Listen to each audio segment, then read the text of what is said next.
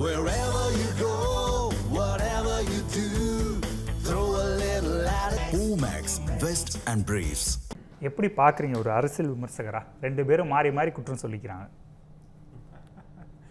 அரசியல் கட்சிகள் அரசியல் செய்யாமல் அவியலா செய்வார்கள் அப்படின்னு ஒரு தலைவர் ஒருத்தர் சொன்னார். ஸோ 5 வருஷம் ஆட்சியிலேருந்து இறங்கினதுக்கப்புறம் அவியல் இல்லாமல் அரசியல் செய்கிறார்கள் அப்படின்னு பார்க்கலாம். நம்ம எல்லாம் பழைய எக்ஸாம்பிள்லாம் நிறையா கொடுத்தாங்க. அந்த காலத்தில் திமுக அதிமுக இதில் மாறி மாறி இந்த மாதிரி பல வார்த்தை போர்கள்லாம் இருக்கும். அது ரொம்ப எக்ஸ்ட்ரீமாக இருக்கும். மேடை பேச்சாளர்கள்னால் அதுக்குன்னே வச்சுருப்பாங்க. ஆமாம், தீப்பொறியிலேருந்து ஆரம்பித்து பல பேர்களை நம்ம சொல்ல முடியும். அப்படி ஒவ்வொருத்தர் பேரையும் சொல்ல ஆரம்பித்தோன்னா நமக்கு லிஸ்ட்டு நீண்டு கொண்டே போகும்.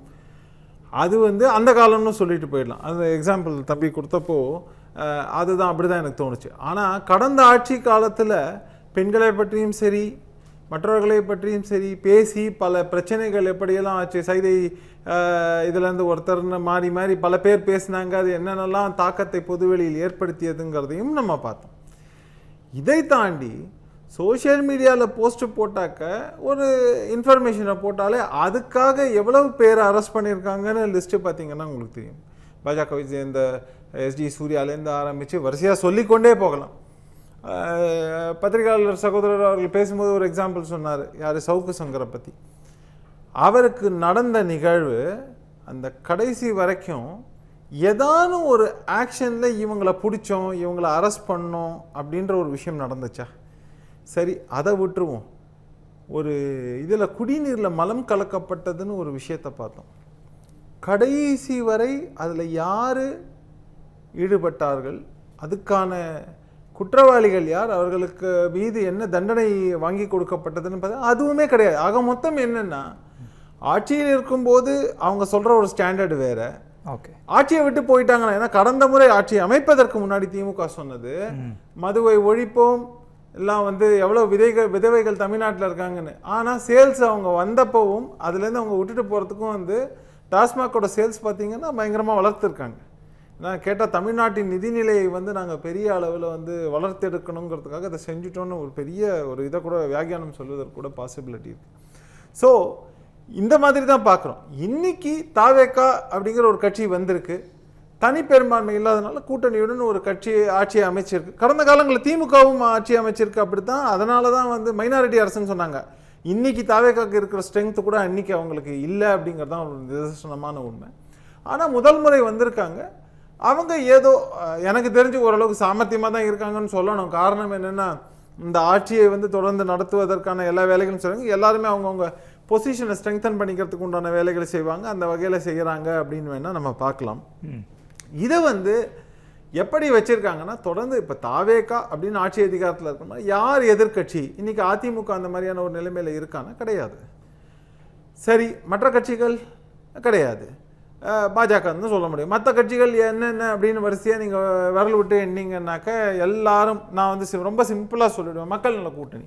மக்கள் நல கூட்டணி இங்கே கூடாரத்தை காலி பண்ணிட்டு அங்கே அடுத்தது சர்க்கஸ் கூடாரம் அது இன்னொரு இடத்துக்கு போச்சுன்னு வேணால் வச்சுக்கலாம்.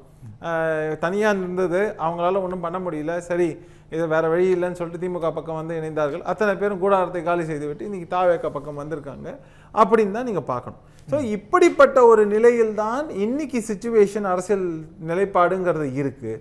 அப்போது திமுக தனித்து விடப்பட்ட ஒரு நிலையில் இருப்பதால், ஆனால் தங்களோட ப்ராமினன்ஸ் குறைஞ்சிடக்கூடாது. ஏன்னா காங்கிரஸும் இந்த பக்கம் போயாச்சு, மக்கள் நல கூட்டணியில் இருந்த கட்சிகள் கம்யூனிஸ்ட்லேருந்து ஆரம்பித்து எல்லாம் அதிமுக வரைக்கும் அத்தனை பேரும் இந்த பக்கம் போயிட்டாங்க அப்படிங்கிறதெல்லாம் பார்க்கணும். திடீர்னு அந்த பக்கம் போகும்போது தான் இவங்க இன்னொரு திமுக ஆட்சியில் இல்லை, இன்னொரு கட்சி ஆட்சியில் இருக்கும்போது தான் தன்மான ஞாபகம்லாம் திடீர்னு ஒரு சில தலைவர்களுக்கு வந்துடுது, அவங்க போயிடுறாங்க, இப்படியெல்லாம் பார்க்குறோம்.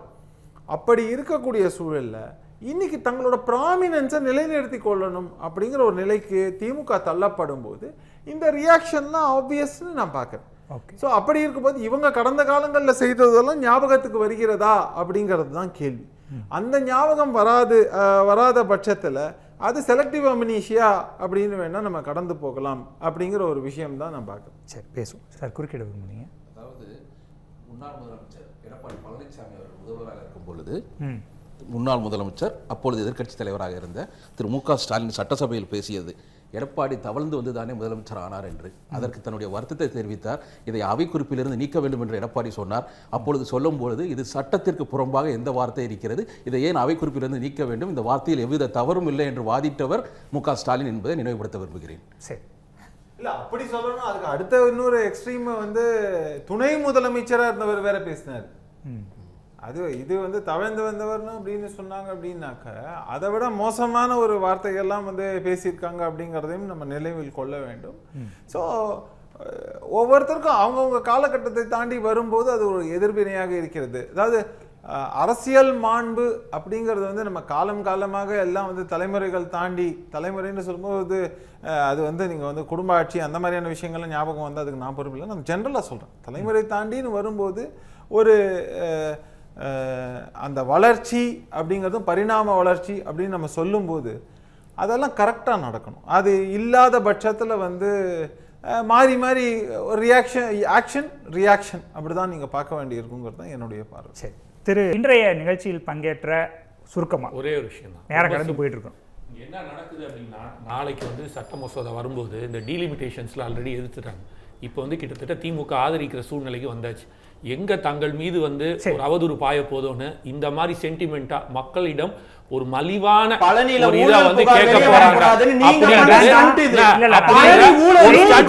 ஆரம்பிக்கிறதாக இது நடக்க போகுது. நாளைக்கு இதை பத்தி விவாதிக்க போறோம். திமுகவும் பாஜகவும் மறைமுக விஜய் என்ன சொன்னது கண்டிப்பாக வெளில தெரிய போகுது. வரும் காலங்கள்ல இதை பத்தி நிச்சயம் பேசலாம். ஓகே, திரு ரமேஷ் சேதுராமன், உங்களுடைய இறுதி கருத்து சுருக்கமா. இல்லை, வசதிக்கு முதல்ல சொன்னாங்க 6 மாதம் வந்து உங்களை எதுவும் தொந்தரவு பண்ண மாட்டோம் அப்படின்னு. ஆனால் அடுத்த வாரமே 6 நாட்கள்லேயே அது பிரச்சனை பண்ணாங்க அப்படின்னு பார்க்கலாம். சரி, திரும்பவும் சொல்கிறேன், தாவேகா அப்படிங்கிறதும் வந்து ஒரு அரசியல் கட்சி. நான் வந்து திமுக ஆட்சியில் வந்தப்போ ஒரு பாலிசி வச்சுருந்தேன், 6 மாதத்துக்கு அவங்கள வந்து கிரிட்டிசைஸ் பண்ணுறது கிடையாது அப்படின்னு. நீங்கள் எல்லா விவாதத்துலையும் எடுத்து பார்க்கலாம். அதே தான் தாவேகாவுக்கும் அந்த ஸ்டாண்டர்டு தான் வச்சுருக்கேன். ஏன்னா திமுகவுக்கு ஏன் சொன்ன அந்த ஸ்டாண்டர்ட்னா, அவங்க வந்து ஒன்றும் முதல் முறை ஆட்சிக்கு வர்றது கிடையாது. ஆனால் ஐயா ஸ்டாலின் அவர்கள் தலைமையில் முதல் முறையாக ஆட்சி இதில் வந்து ஒரு முதல்வராக அவர் இது பண்ணி வரும்போது, அதுவும் கொரோனா டைம் வேறு, அந்த சமயத்தில் அவங்க எடுத்து பண்ணுறாங்க. அந்த சமயத்தில் ஒரு கிரிட்டிசிசம்ங்கிறது வந்து ஒரு ஆரோக்கியமான விஷயமா இருக்குமா அப்படிங்கிற அளவில். அதே தான் இன்னைக்கு தாவேகாவை நாளைக்கு விமர்சிக்கணும்னா நான் என்ன மாதிரி விமர்சனம் பண்ணுறதுக்கெல்லாம் வந்து இது யாரும் பண்ண முடியாது, அந்த அளவுக்கு பண்ணுவேங்கிறது இது. ஆனால் இப்போ தான் பண்ணியிருக்காங்கங்கும் போது இப்போது அவங்களுக்கு பிரீத்தர் கொடுத்து பார்ப்போம் அப்படிங்கிற அளவு தான். இப்போது திமுகவுக்கும் தாவேகாவிற்கும் இடையில் நடக்கக்கூடிய விஷயம் என்னை பொறுத்தவரைக்கும் என்ன நினைக்கிறேன்னா, திமுக ஒருவேளை அதிமுக தரப்பில் நடக்கக்கூடிய விவகாரங்கள் அதை தொடர்ந்து இப்போ தங்கள் தரப்பில் நடக்குமோன்னு ஒரு கவலையில் இருக்காங்களோ அப்படிங்கிற ஒரு பார்வை இருக்குது. அதனால் இதை கண்டினியூஸாக ஒரு செக்கில் வைக்கணுங்கிறதுக்காக அதையும் தங்கள் எதிர்கட்சியாக இருக்கிறோம்ங்கிறத வந்து எஸ்டாப்ளிஷ் பண்ணுங்கிறதுக்காக பண்ணுறாங்கன்னு நினைக்கிறேன். சரி, ரைட். தமிழ் ஜனம் சேனலை சப்ஸ்கிரைப் பண்ணாமல் பார்த்துட்டு இருந்தீங்கன்னா மறக்காமல் சப்ஸ்கிரைப் பண்ணிடுங்க.